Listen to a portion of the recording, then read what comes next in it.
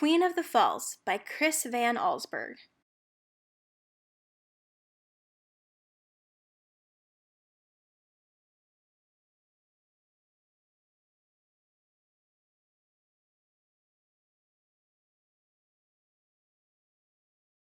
Imagine being as small as a flea standing on a sidewalk next to an open fire hydrant. This is how visitors to the waterfalls at Niagara feel.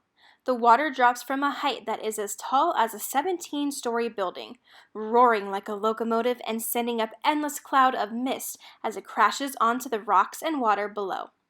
The earth at its base practically shakes, terrifying and thrilling anyone who goes there. A visitor to Niagara back in the year 1901 would have found towns built on both sides of the falls, with many hotels that held up the trainloads of people that arrived each day. Tourists usually filled the sidewalks, restaurants, and horse-drawn carriages. However, midday on October 24th of that year, the streets and sidewalks were strangely deserted. On that cool autumn Monday, all of Niagara had gathered at the edge of the falls. There in the mist, a restless crowd of thousands waited impatiently. Suddenly, voices shouted, "There it is!" Outstretched hands pointed to the crest of the cascading wall of water. For a fleeting moment, a large barrel was visible, and then it plunged over the falls, disappearing in a liquid avalanche. Many in the crowd cried out. Then all eyes were frozen on the churning water below. Why had so many people gathered to watch a barrel plunge over the waterfall? Wouldn't the tons of water pounding onto the rocks below have simply broken it to pieces? And yet, there it stood, watching and waiting, holding their breath.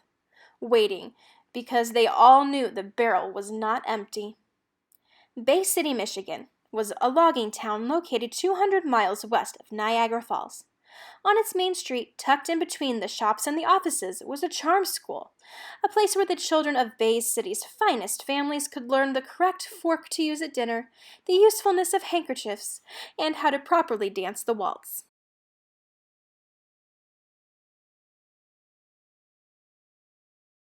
The school's owner and only teacher was a short, plump, and fussy 62-year-old widow named Annie Edson Taylor. For many years, she had traveled around America, from Chattanooga to Charleston to San Antonio, offering classes in dance and fine manners. Finally, her travels led her to Bay City, where more than 100 children enrolled in her new school. But her success did not last. As Annie grew older and her classes grew smaller, she was forced to say goodbye to her final student and close the school. Sitting in the place she called home, a small room in a boarding house, Annie worried about her future. She had not saved very much money during her years of traveling and teaching. Now she was frightened she might end up in the poorhouse, an unhappy place where old people without money or a family to care for them went to live out their years. She thought about looking for ordinary work as a store clerk or cleaning woman, but Annie could not picture herself standing behind a counter selling candy to her former students or scrubbing the floors of their parents' homes. She was too proud, and the pay she would earn, too little. What Annie needed was a plan, a way to strike it rich and put her money's worries behind her for good. Days passed by, and the widow's small savings grew even smaller. Try as she might, Annie could not come up with an idea, until one warm July evening when she returned to her room with a newspaper. The front page carried a story about a large number of tourists visiting Niagara Falls that summer. Annie had visited the falls as a kid and could remember clearly the thundering waters and crowds of people drawn to them. Holding her father's hand, she had been hypnotized by the sights and sound. Suddenly, like a cork popping from a champagne bottle, an idea came to her. She would find fame and fortune by doing something no one in the world had ever done before. Annie Taylor would go over Niagara Falls in a barrel. The next morning, filled with excitement, Annie began planning her ride. She knew no ordinary barrel would do. Something special was called for. Annie drew a picture of a barrel that would suit her needs, a barrel that would be so incredibly strong and just the right size for its passenger. She took her drawing to a workshop where men built barrels, mostly for holding things such as pickles and beer. The foreman of the shop had never seen a barrel like the one Annie had drawn and asked what it was for. When she shared her plans to ride the barrel over Niagara Falls, the man looked at Annie in disbelief.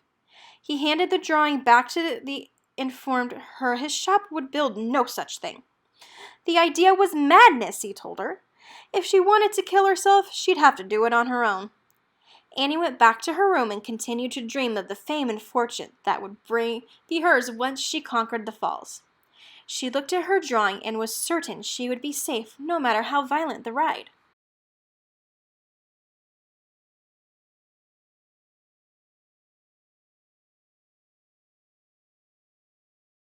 3 days later, Annie called on the barrel maker again and convinced him she was not crazy. If he built the barrel according to her design, the widow assured him she could survive the fall without injury. The foreman agreed to do it and put his 3 best men on the job. Annie worked alongside them, picking out each piece of the thick white oak they used. When their work was done, they had a barrel that was 4.5 feet high, with iron bands wrapped around it. It weighed more than 160 pounds. The workmen agreed. It was a very sturdy thing indeed. It might even go through the falls in one piece. That didn't mean, of course, that anyone inside would survive. Annie understood the problem. You can't put an egg inside a can and let it drop to the floor. The can might not be damaged, but it's a different story for the egg. That's why Annie made the barrel just big enough to hold herself a large number of pillows. She also fastened to the inside metal handles to grab onto, and a leather belt strap safely and securely. As Annie put the finishing touches on the barrel, she began planning her trip. She needed a manager, someone to go to Niagara Falls ahead of her trip, and stir up interest among the local newspaper reporters and tell them about the amazing Lady Daredevil who would be arriving soon to conquer the mighty falls.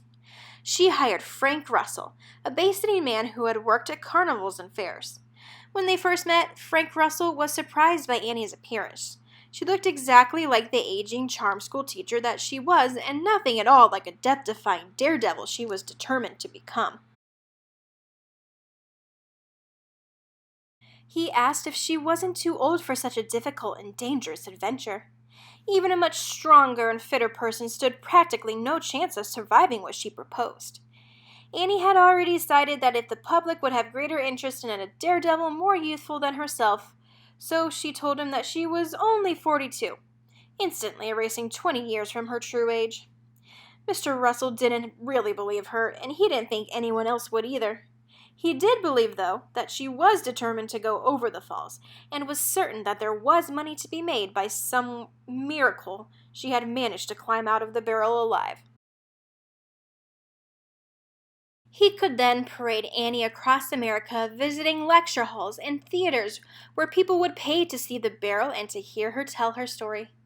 Both he and Annie could get rich. Frank Russell accepted her offer and set off for Niagara Falls to set the stage for her arrival. Getting newspapers to run stories about Annie was not the only thing her manager needed to do. He also had to hire someone who could put Annie and her barrel in the river above the falls. If Annie was to have any chance of surviving her trip, the barrel would have to be placed in the water at exactly the right spot. Fred Truesdale lived in a cottage on the river's bank not far from the falls, and he knew the river as well as any man. He had a sturdy boat and the muscles to row it through the river's swift and deadly currents. He agreed to set the barrel and its passenger into the river. When Annie and her barrel finally arrived at Niagara, Frank Russell made sure there were newspaper reporters at the train station. Because he had stretched the truth a good deal by describing Annie as a 42-year-old adventuress who climbed mountains and swam across frigid lakes, the reporters were expecting a different sort of woman from the one who stepped off the train. Many of them wondered if the promised trip over the falls was just some kind of hoax. The barrel might go over, but would it really carry Annie Taylor inside? She looked old enough to be somebody's grandmother, and appeared to have spent considerably more time baking pies than climbing mountains. As Annie answered the questions directly and sincerely, the reporters began to think she might be telling the truth. Maybe this woman, as incredible and ridiculous as it seemed, would actually climb into her barrel and go where no man or woman had gone before.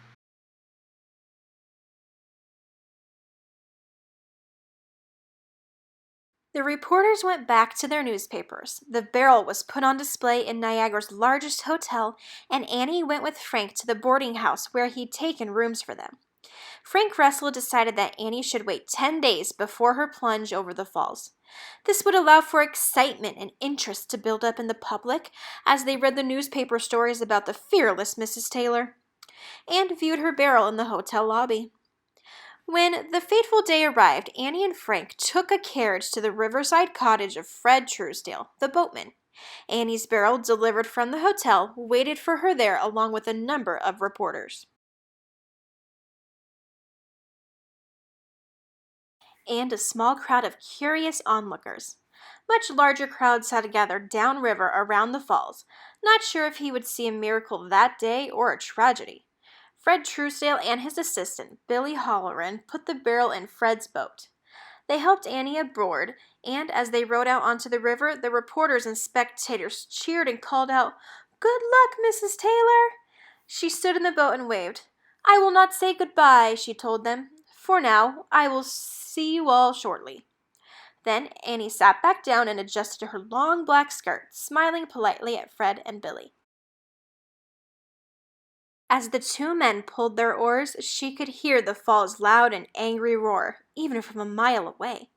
There was a small island downriver, closer to the falls. Fred Truesdale guided his boat to it, and once ashore, he and Billy lifted the barrel off the boat and laid it sideways on the dry ground. Annie, even prouder and proper, asked the men to turn away as she removed her hat and jacket, then got down on her hands and knees and backed into the open barrel. She strapped herself in, and then had the boatman hand her the pillows she'd brought along. Once Annie was tightly packed inside, she told Fred Truesdale to seal up the barrel. As he and Billy put the lid in place, Annie said, "So long, boys." Then they pounded the cover down, fastened it with screws, and rolled the barrel into the water. Billy tied one end of a rope to the barrel and the other to the end of the boat. The men rowed away from the island, drawing close to the point of no return, a place where the river ran so quickly on its way to the falls that no boat could escape its pull. Fred Truesdale tapped the barrel with his oar and told Annie he was about to cut the rope. Her muffled voice answered back, "All righty." The line was cut, and the two boatmen rowed with all their strength, fighting the fierce current that quickly stole the barrel away. Along the shoreline, waiting crowds spotted Annie's barrel, carried along the raging river that became more violent as it raced towards the awful drop. The barrel spun and tumbled, slamming against rocks and waves, sometimes disappearing entirely from sight, sucked beneath the surface. A shout went up, "Here she comes!" That was repeated over and over, carrying the news downriver to thousands waiting near the falls. The widow was on her way. If Annie could have seen all the people who had come to watch her, she would have felt proud. It was exactly what she had hoped for. Inside the cold, wet barrel, though, Annie could feel only one thing: complete discombobulation. As she shot through the rapids that led to the falls, she was upside down one second, on her side the next, then on her back. It was as if some angry giant were kicking the barrel toward the falls. Bang, bang, bang! Yet Annie knew the worst was still to come. Fred Truesdale had told her the water at the very edge of the falls would be still for a moment. When she felt that, he warned, she must hold on for dear life and pray, which was exactly what happened next. For a few seconds, 1, 2, 3, Annie floated slowly and upright. She could hear the falls roaring even through her thick oak barrel.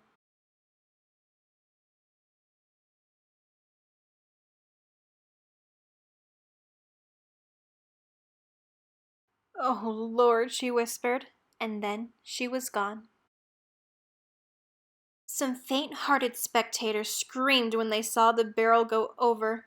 Others cheered, but most just stood silently with their mouths wide open and stared at the foaming water around the bottom of the falls. There was no sign of Annie, not even a piece of oak. Suddenly, the barrel bobbed to the surface. The crowd, still unsure of what had happened to its brave passengers, did not make a sound. When the barrel floated close to the rocky shore, men jumped into the water and lifted it onto the rocks. They knocked off the lid with a hammer.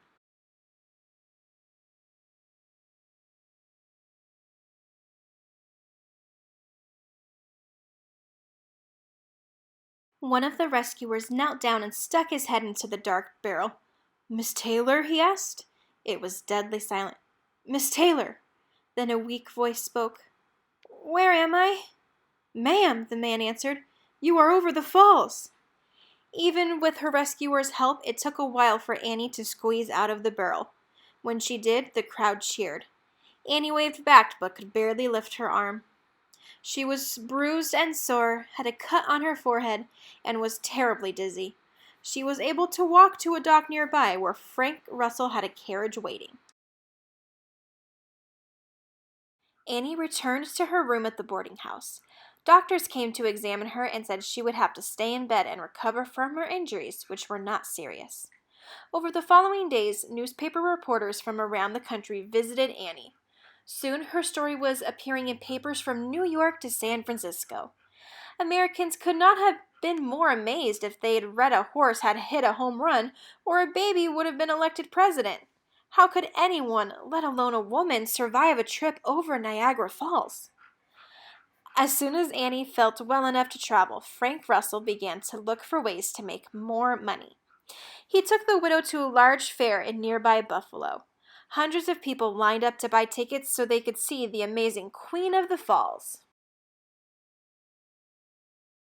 When Annie took the stage beside her barrel, the audience was confused. Could this person in front of them, this grandma, really be the brave and fearless Mrs. Taylor who dared to ride over the waterfall?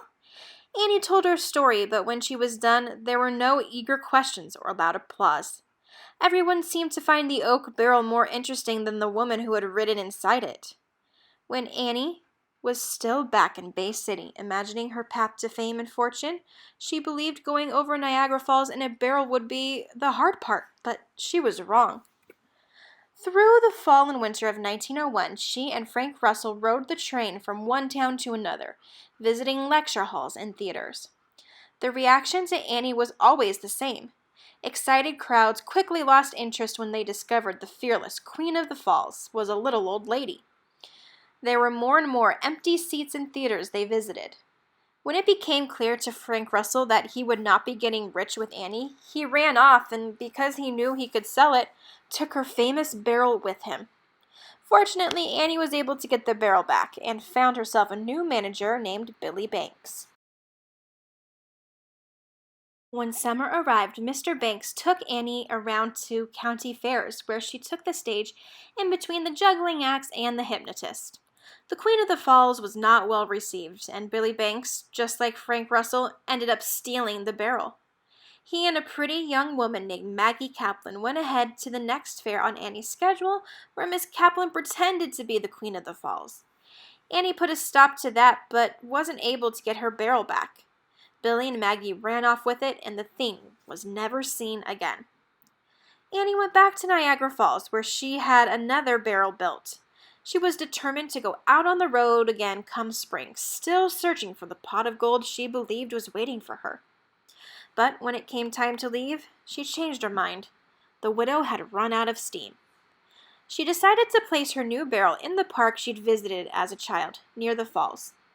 On a table in the front of it, she displayed postcards of herself posing with the barrel and copies of a pamphlet she'd written about her life and famous ride. Calling out to tourists as they'd pass by, Annie invited them to purchase a postcard and to meet the Queen of the Falls. When they approached and asked where the Queen was, Annie had to work hard to convince them that they were looking at her. Annie didn't think she would have to peddle postcards for long.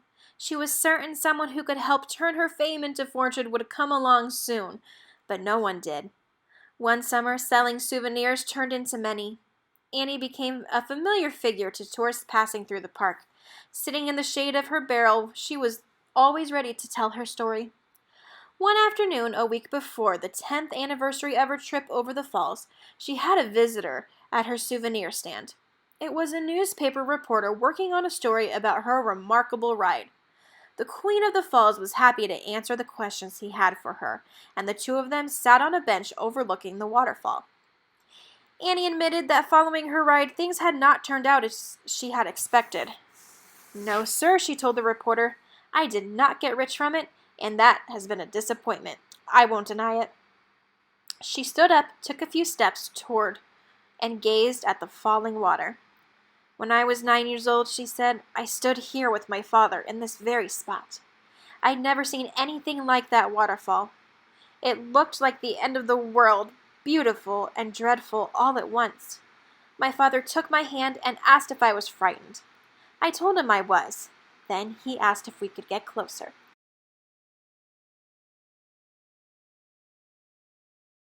She turned back to the reporter. "That's what everyone wonders when they see Niagara," she went on. "How close will their courage let them get to it? Well, sir, you can't get any closer than I got. You ask any person who stood here, looking out at those falls, what they thought of someone going over them in a barrel. Why, every last one would agree it was the greatest feat ever performed. And I am content when I say I am the one who did it."